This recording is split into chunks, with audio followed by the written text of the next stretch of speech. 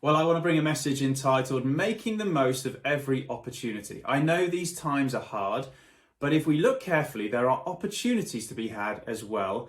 And I want to unpack that today, knowing that we wouldn't choose to be in the circumstances we're in, but we can't change them. So let's embrace them and think, what can come out of this for good? I love this quote from Lord of the Rings. Frodo is speaking with wise old Gandalf, and Frodo says, I wish it need not have been in my time that these things happened. And I'm sure we share that sentiment. I wish we weren't going through this coronavirus. But Gandalf wisely replies, so do I, and so do all who live to see such times, but that is not for them to decide. All we have to decide is what to do with the time that is given to us. We need to make the most of every opportunity. That's not just any old saying. That's not even from Lord of the Rings. That's from the Bible. Paul, writing to the Ephesians, says, make the most of every opportunity. And I want to draw on 3 letters that the Apostle Paul wrote. I've chosen these 3 because he wrote every one of them in prison, right? So this is the great Apostle Paul, 1st century AD, wrote significant chunks of the New Testament, and the man is locked down in isolation in prison. In his case, he wasn't even allowed out for daily exercise, right? He's confined to a prison cell, either in Rome or possibly in Ephesus itself. And from that prison cell, he writes 3 prison letters. And I want to draw a lesson from each letter to help us understand, what did Paul mean? What could it mean for us to make the most of every opportunity that we have? Well, the 3 letters are Ephesians, Philippians and Colossians, and we're going to learn 3 lessons from them. Firstly, devote yourself to worship, dwell in the word, and dare to witness. Firstly, from Ephesians, devote yourselves to worship. I'm going to read a few verses that include that famous saying, make the most of every opportunity. This is from Ephesians chapter 5, and I'm going to read from verse 15, where the Apostle Paul says this, be very careful then how you live, not as unwise, but as wise, making the most of every opportunity, because the days are evil. Therefore, do not be foolish, but understand what the Lord's will is. Do not get drunk, which leads to debauchery. Instead, be filled with the Holy Spirit. Speak to one another with psalms and hymns and spiritual songs. Sing and make music to the Lord in your heart, always giving thanks to God the Father for everything in the name of Jesus Christ. Notice Paul's urgency here is don't be a fool, but be wise, right? Before we talk about being wise, let's talk about not being a fool. You know, let's just be honest. There is a fool. There is that in all of us that has a tendency to foolish behaviours. And we need to silence the fool. If you're fans of the A-Team, B.A. Baracus often used to say, shut up, fool. And we need to say something like that to ourselves, because there's a voice of a fool in all of us that will lead us to make bad circumstances a lot worse. That's what a fool does in the Bible.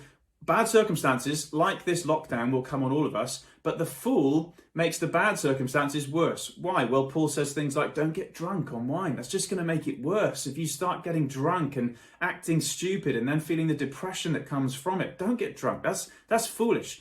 Don't start binge watching. I mean, have a watch of some stuff, but don't waste your life in front of the box. Don't start watching smutty stuff and stuff that makes your soul defile. Don't be a fool. Shut up, fool. We've got to say to ourselves, I'm not going to embrace the foolish way. I'm going to be wise. And Paul says, well, to be wise is this. How does he define it? Don't get filled up with alcoholic spirits. Be filled with the Holy Spirit.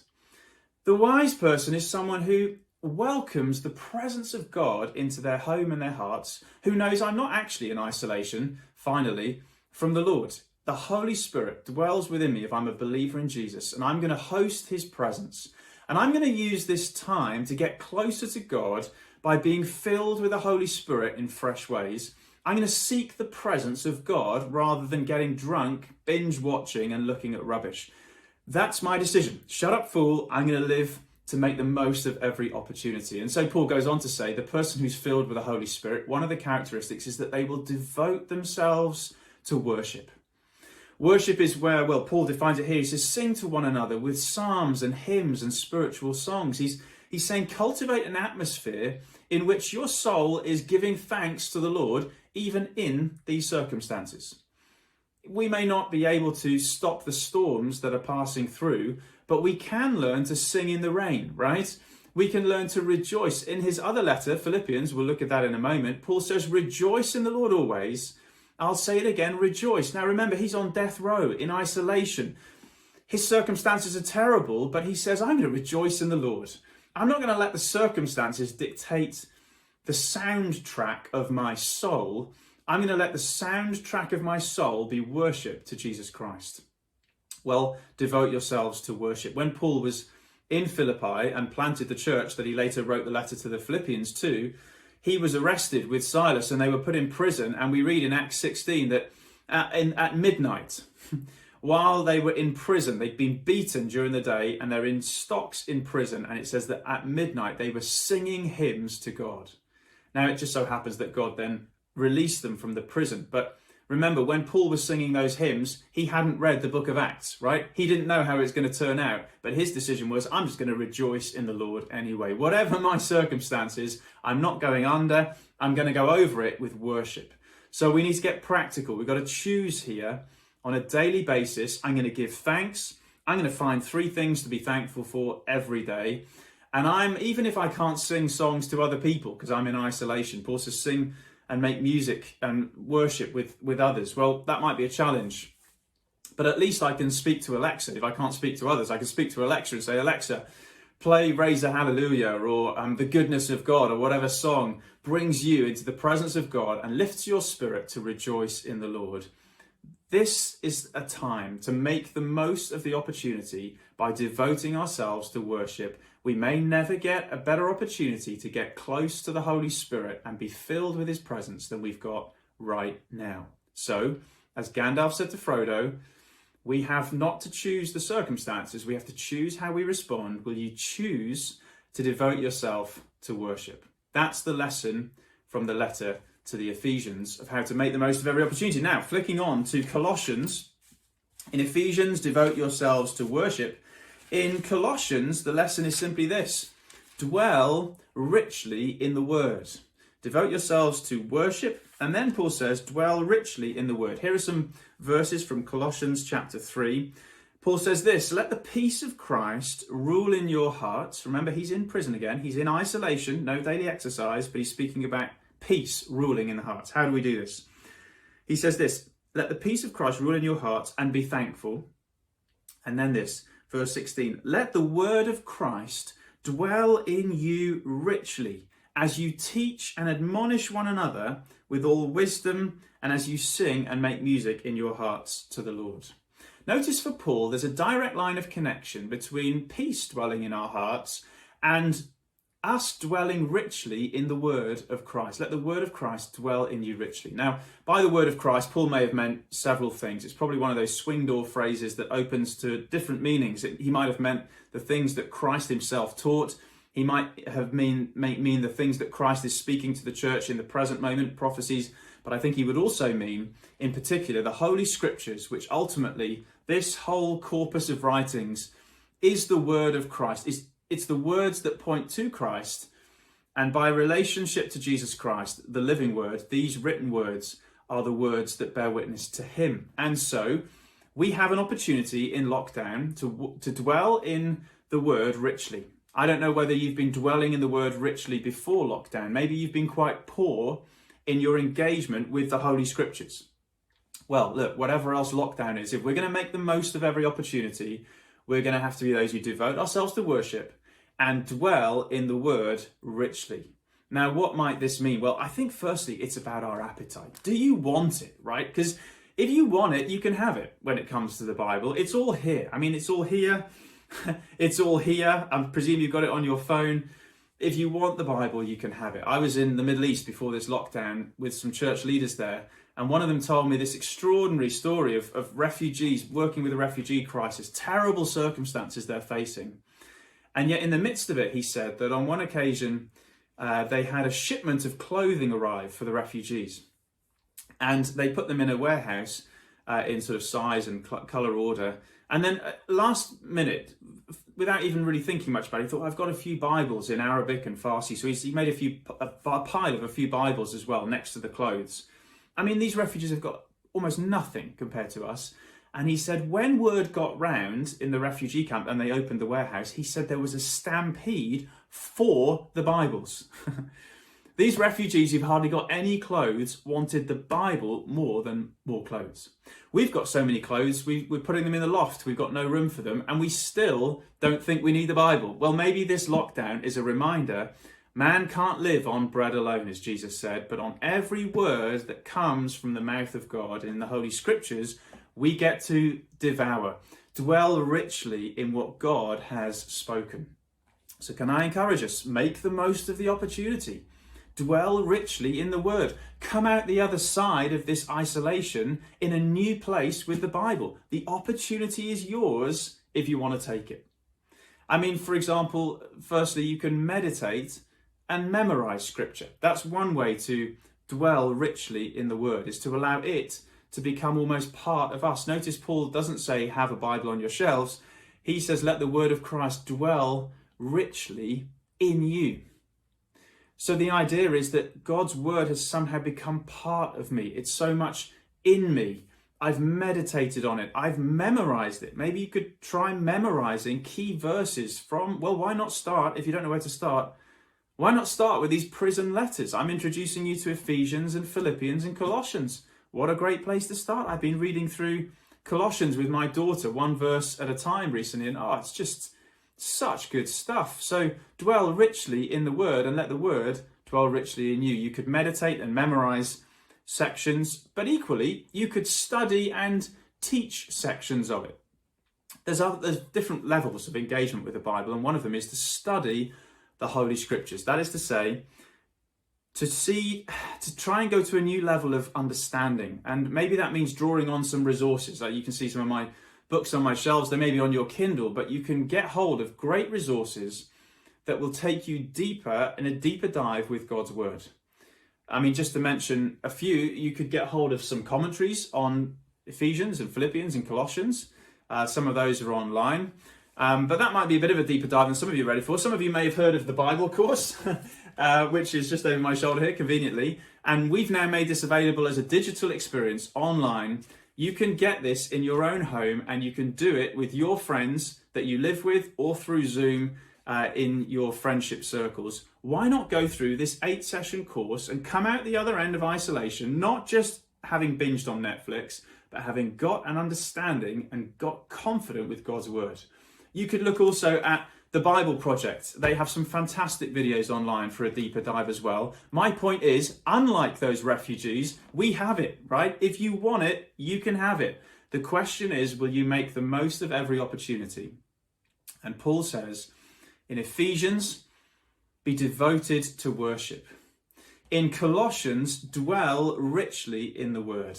And then finally, a lesson from Philippians. These 3 prison letters: Ephesians, worship; Colossians, the word; and Philippians, witness. I dare you to witness in this season of coronavirus. I say dare you because it might feel challenging. You might think, well, how can I be a witness at this time? I mean, if we were free to move around, that would be easier, or I could be more bold. But with the anxiety I'm feeling and the challenges I'm facing, how am I going to be a witness in this world? Well, Paul could have felt like that, couldn't he? As he writes to the Philippians, I mean, he's in prison, he's on death row. If ever there was a moment for the man to think, oh, there's nothing I can do at this time, I mean, it's not really the time for me to be reaching out. But what does Paul say? Philippians chapter 1. This great man of God, he's locked down. He seems like he could have thought that life had been frozen and what's going on? I'm the great apostle Paul. I should be out preaching and I'm stuck in this room. And instead, in Philippians 1, he says this: now I want you to know, brothers, verse 12, that what has happened to me has really served to advance the gospel. As a result, it has become clear throughout the whole palace guard and to everyone else that I am in chains for Christ. Because of my chains, most of the brothers in the Lord have been encouraged to speak the word of God more courageously and fearlessly. Isn't the Apostle Paul amazing? It doesn't matter what you do to this guy, you cannot keep him down. He's saying here, effectively, day by day, I'm locked in this room, but the praetorium guards, the palace guards, the emperor's elite guards have to watch over me. So he says, I've got a captive audience, literally. And I'm witnessing to them about Jesus Christ. I'm sharing my faith with them. In other words, Paul believes in the sovereignty of God. Notice he says, I've been put here for the gospel. He doesn't say, oh, this is a disaster. I can't believe this is happening. He says, no, I believe in a sovereign God who's got a plan for my life. And I'm going to assume that the circumstances I am in are that plan. So I'm not going to complain about the circumstances. I'm going to look to make the most of every opportunity. And it so happens the palace guards are that opportunity. Can I ask you, when it comes to witnessing, what is your opportunity to be a witness? I dare you to be a witness for Jesus Christ in this season. And that's the challenge that we face. But at the end of Philippians, look at the results. Paul just gives a little cheeky hint here to the effectiveness of the gospel. Right at the end, he says this. He's doing this little greetings thing that he does at the end of the letters. And he says this. Oh, by the way, he says to the church in Philippi, all the saints send you greetings, especially those who belong to Caesar's household. Do you get it? What Paul is saying? It's remarkable. He's saying this. I've been brought to Rome as a prisoner. That might have looked like a disaster.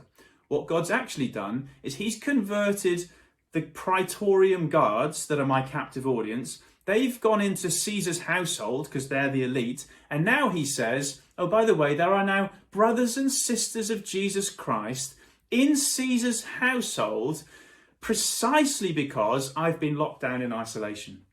You cannot stop the gospel. You cannot isolate the gospel. You can't chain up the gospel. And Paul, therefore, dared to witness whatever his circumstances. I love this quote from Gordon Fee commenting on Philippians and Paul's attitude. He says, this Paul is an unstoppable minister of the gospel. Let him loose and he will turn the world upside down. Lock him up and he will turn Caesar's household upside down. Here is the encouragement. The word of life which he holds out in the darkness has already penetrated the heart of the empire. Is it possible that these precise circumstances are our opportunity for communicating the gospel of Jesus Christ? I believe that it is. What does Paul say in Philippians 1 verse 12? I want you to know, brothers, that what has happened to me has really served to advance the gospel.